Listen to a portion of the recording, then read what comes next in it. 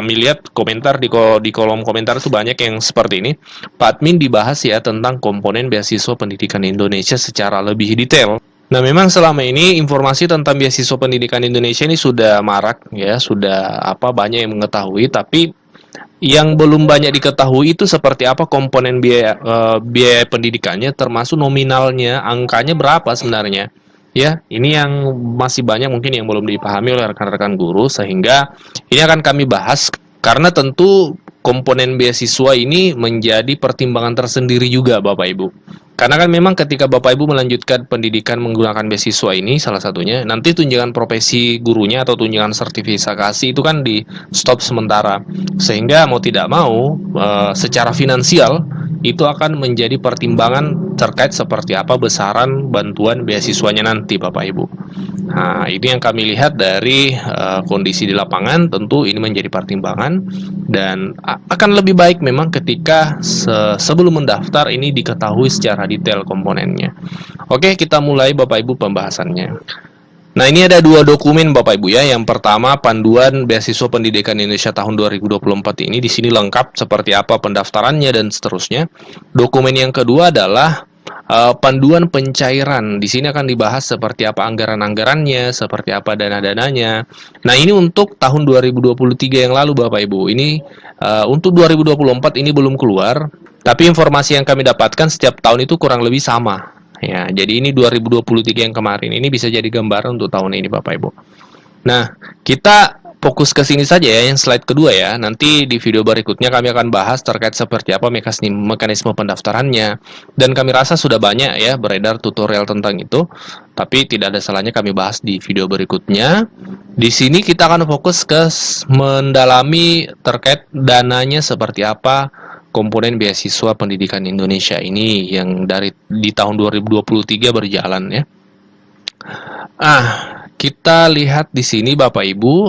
Jadi untuk S2 dan S3 itu komponen pembiayaannya itu ada dua. Yang pertama dana pendidikan dan biaya pendukung. Ini ditanggung semua sama pemerintah Bapak Ibu. Kalau Bapak Ibu lulus beasiswa ini. Yang pertama dana SPP. Jadi SPP-nya nanti Bapak Ibu untuk S2 4 semester itu aman. Dana pendaftaran ditanggung. Dana pendaftaran apa saja nanti kita lihat detailnya. Ada dana tunjangan buku juga ada Bapak Ibu. Dana penelitian tesis ada, disertasi. Bahkan dana bantuan seminar internasional juga ada. Dana bantuan publikasi jurnal internasional ada. Dana transportasi ada Bapak Ibu. Visa ada untuk luar negeri, kesehatan ada, dana kedatangan ada, hidup bulanan ada, keadaan darurat ada, tunjangan keluarga ada untuk S3. Sekarang kita akan bahas lebih detail satu persatu ya. Di sini dijelaskan secara gamblang one by one Bapak Ibu. Yang pertama tadi SPP ya, SPP kami rasa sudah jelas ya. Karena di S1 juga itu ya SPP-nya kita pasti ada dan ini di cover oleh beasiswa ini. Nah, ini dana pendaftaran Bapak Ibu. Dana pendaftaran itu ditanggung juga oleh beasiswa ini. Itu komponennya apa saja? Yang pertama biaya pendaftarannya ketika Bapak Ibu nanti ketika di S2-nya nanti misalnya Bapak Ibu program S2 Magister untuk beasiswa ini ada biaya pendaftaran ketika Bapak Ibu mendaftar itu kan diganti. Kemudian biaya ujian ketika ada ujian di pas penerimaan seleksi masuk perguruan tinggi tujuan ada biaya ujian nanti Bapak Ibu simpan buktinya saja itu kan digantikan kalau sudah dibayar ya di awal. Kemudian biaya registrasi, biaya daftar ulang Bapak Ibu, biaya pengembangan yang hanya diberikan satu kali, biaya perpustakaan kalau kampusnya nanti ada misalnya administrasi untuk perpustakaan, biaya pendaftaran orientasi dan pengenalan kampus ini biasanya ada, itu ditanggung juga sama beasiswa ini. Biaya administrasi, biaya kemahasiswaan, sumbangan pendidikan. Nah, ini hanya dibayar satu kali selama masa studi. Kan biasa ada kampus memang ada ketika baru awal masuk ada biaya sumbangan pendidikan, sumbangan biaya pendidikan. Itu sampai situ ditanggung juga Bapak Ibu. Nah, itu masuk kategori biaya dana pendaftaran. Kemudian yang selanjutnya tunjangan buku. Jadi selama pendidikan tentu kita butuh buku-buku referensi. Dan beasiswa ini juga itu mengcover kebutuhan bukunya Bapak Ibu nih. Ya, untuk dalam negeri yang S2 itu 10 juta per tahun. Berarti kalau S2 kan 2 tahun, berarti total nanti 20 juta selama 4 semester. Karena per tahunnya 10 juta. Nah, untuk S2, S3 juga sama 10 juta. Ini sama dalam dan luar negeri. Ya.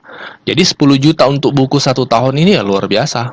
Ya, sudah lumayan ya untuk dibuat perpustakaan pribadi mungkin. Nah, kemudian kita melangkah ke dana bantuan penelitian, dana bantuan tugas akhir. Karena ini ada skripsi, tesis, disertasi, karena memang ini ada juga untuk S1, S2, dan S3. Nah, untuk S2, ya, kita fokus ke S2 dan S3. Untuk S2,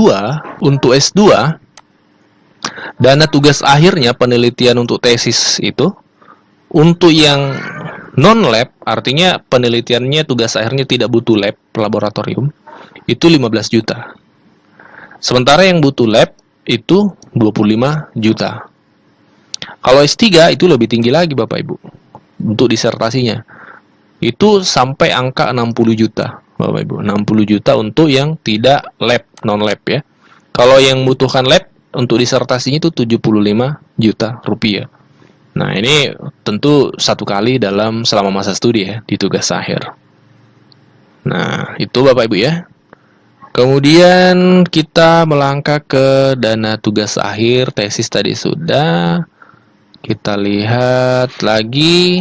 Nah, ada juga dana bantuan seminar internasional. Selama masa studi nanti, ketika Bapak Ibu lulus, misalnya akan mengikuti seminar internasional, itu tidak perlu khawatir karena ada anggaran dari beasiswa ini untuk itu Bapak Ibu. Dan bisa dimanfaatkan, justru sayang kalau tidak dimanfaatkan. Untuk yang seminar atau konferensi internasionalnya itu di negara yang sama, misalnya Bapak Ibu S2-nya dalam negeri ya, anggaplah di UNY Jogja, dan seminarnya itu dilaksanakan di Indonesia juga, maka itu biayanya 5 juta. Disediakan oleh beasiswa ini untuk Bapak Ibu mengikuti kegiatan ini. Kalau Bapak Ibu mengikuti kegiatannya di luar negeri, misal di Malaysia kah, Singapura kah, sementara Bapak Ibu S2 atau S3-nya dalam negeri, nah itu Bapak Ibu diberikan dana 15 juta. Nah, jadi silakan dipertimbangkan. Nah, Bapak Ibu mau pilih yang dalam atau yang luar. Tapi yang pasti tidak bisa luar dalam Bapak Ibu sepertinya ya. Oke, selanjutnya seminar internasional sudah. Kita melangkah ke dana berikutnya, bantuan publikasi jurnal internasional. Ada juga dana bantuan seminar internasional. Selama masa studi nanti, ketika Bapak Ibu lulus, misalnya akan mengikuti seminar internasional, itu tidak perlu khawatir karena ada anggaran dari beasiswa ini untuk itu Bapak Ibu. Dan bisa dimanfaatkan, justru sayang kalau tidak dimanfaatkan.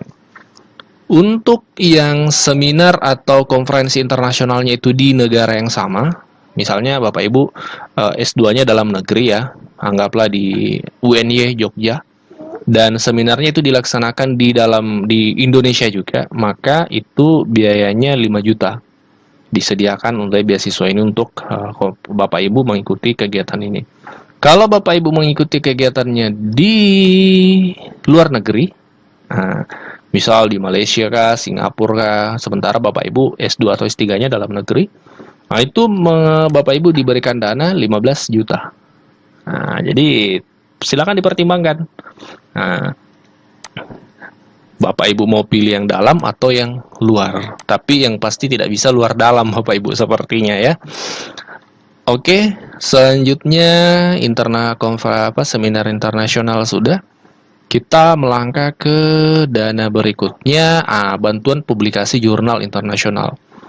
Tentu Bapak Ibu tidak menutup kemungkinan Bapak Ibu akan dituntut misalnya untuk membuat tulisan.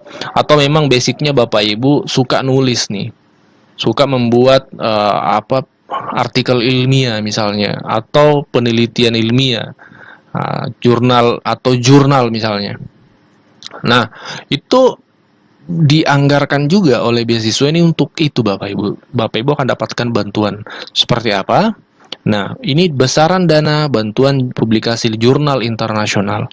Untuk jurnal internasional kategori Q1 itu 25 juta Bapak Ibu disediakan. Untuk kategori Q2 ini 15 juta. Ya, Bapak Ibu yang sudah terbiasa dengan karya ilmiah, yang sudah terbiasa dengan jurnal, tentu tidak asing lagi dengan kategori Q1, Q2 ini. Kemudian kita lanjut ya. Ada dana transportasi. Dana transportasi ini seperti apa? Dana transportasi adalah dana yang diberikan untuk memenuhi kebutuhan biaya dari dan ke daerah asal menuju ke lokasi perguruan tinggi. Jadi, misalnya Bapak Ibu anggaplah asalnya dari Makassar misalnya. Bapak Ibu melanjutkan S2 dengan beasiswa ini di misalnya di UNY, Universitas Negeri Yogyakarta, atau di Gajah UGM misalnya. Nah, UGM di Jogja ya. Jadi biaya keberangkatannya Bapak Ibu dari Makassar ke Jogja itu akan ditanggung. Plus nanti biaya baliknya nanti ketika menyelesaikan studi. Jadi ditanggung hanya satu kali berangkat, satu kali untuk pulangnya nanti seperti itu. Kalau misalnya di pertengahan studi Bapak Ibu pulang kampung misalnya, nah itu sudah yang kami pahami di sini ya, ini bisa dikoreksi kalau salah, itu tidak ditanggung karena ditanggung cuma satu kali berangkat, satu kali pulang. Ya.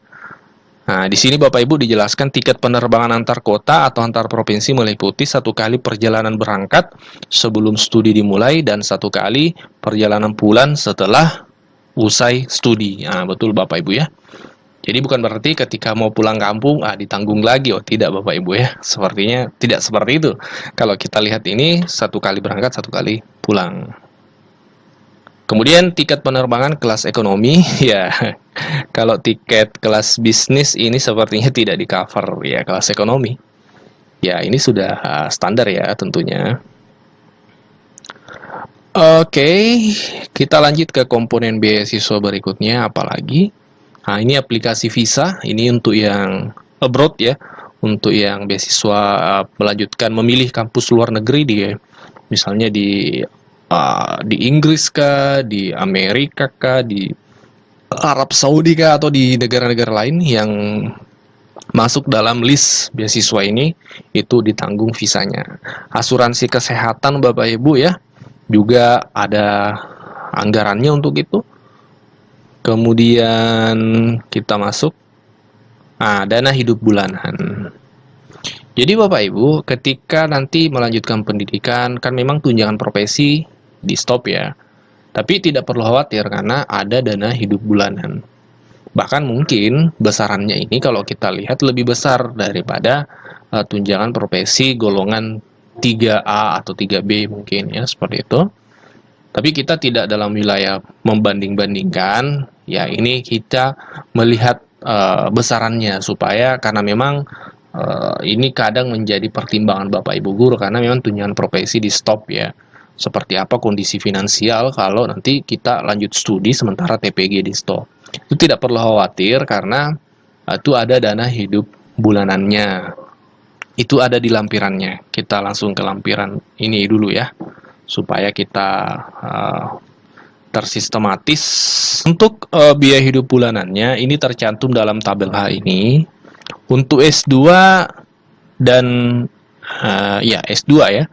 Untuk S2 dan S3, ada S2 dan S3 yang nanti studinya di kampusnya di kota di Jakarta, termasuk Bogor, Kabupaten Bogor, Depok, Tangerang Selatan, Surabaya. Itu uang bulanannya 4.700.000. Nah, 4.700.000 per bulan biaya hidupnya ya. Kalau di kota lain, ya di Makassar kah, di Jogja kah, itu 4.300.000, jadi selisih 300.000. Nah, kalau S1 itu 1.400.000 biaya bulanannya. Kalau yang luar negeri ini Bapak Ibu ya, dalam satuan dolar ya, USD. Ini contoh di Amerika itu $2.500, silahkan dikalikan berapa ya, 1 dolar sekarang mungkin 15.000 atau 16.000. Nah, kita fokus dalam negeri Bapak Ibu ya. Nah, tadi dana apa uang bulanan sudah. Untuk di sekitar Jakarta, Depok itu 4,7, 4.700.000. Untuk selain itu 4.300.000. Selanjutnya ada istilah dana kedatangan. Dana kedatangan ini adalah dana relokasi atau kepindahan dari negara atau daerah asal ke negara atau daerah tujuan pada awal masa studi. Jadi Bapak Ibu, ketika awal masa studi, otomatis kan Bapak Ibu dari Makassar misalnya mau ke Jogja, itu kan butuh biaya awal, dana kedatangan ya, mungkin biaya kos-kosan dan seterusnya. Nah, itu ada istilah dana kedatangan yang bisa digunakan untuk itu mungkin ya. Itu besarannya disebutkan di sini. Dana kedatangan itu dibayarkan pada awal masa studi secara lamsam dengan besaran 2 bulan nominal dana hidup bulanan lokasi tujuan studi. Jadi 2 kali biaya hidup bulanannya tadi.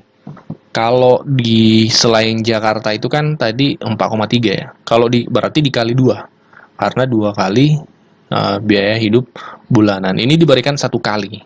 Pada saat pertama kali Bapak Ibu ke lokasi studinya, ke kampus tujuannya. Ya, ya bisa dipergunakan untuk biaya kos mungkin ya. Dan ini besarannya cukup besar karena 2 kali biaya bulanan tadi. Ini dana kedatangan. Nah, ada juga dana kedarurat, force major ya. Nah, ini ya kita tentu berharap kita tidak pakai dana ini mungkin ya. Karena ini kalau darurat berarti kondisinya tidak baik-baik saja. Tapi menariknya di beasiswa ini ada komponen ini. Karena memang kan takdir nasib tidak ada yang tahu. Sehingga menariknya ada dana darurat force major. Nah, ini besarannya tidak dicantumkan sepertinya. Oh, ada ya. Oke. Kita lanjut dulu Bapak Ibu ya. Kita skip dulu untuk dana darurat. Ya, ini Bapak Ibu bisa baca lebih lanjut, boleh di screenshot lalu dibaca. Tapi ya semoga ini tidak terjadi karena kalau kita lihat dana darurat ini misalnya meninggal dunia, sakit, atau ada bencana baik bencana alam maupun sosial ya. Ini 3 yang masuk kategori force major. Kemudian dana tunjangan keluarga. Nah, ini dana tunjangan keluarga tadi untuk S3. Untuk S3. Kalau untuk S2, S1 itu belum Bapak Ibu. Ya, jadi S3 yang di-cover dana tunjangan keluarga. Seperti apa besarannya? Kita lihat di sini, dana tunjangan keluarga, dana diberikan setiap bulan. Oh, setiap bulan juga untuk membantu mencukupi biaya hidup suami, istri, atau anak penerima beasiswa yang ikut selama masa studi. Ya, hanya diberikan untuk program doktoral ya, untuk S3.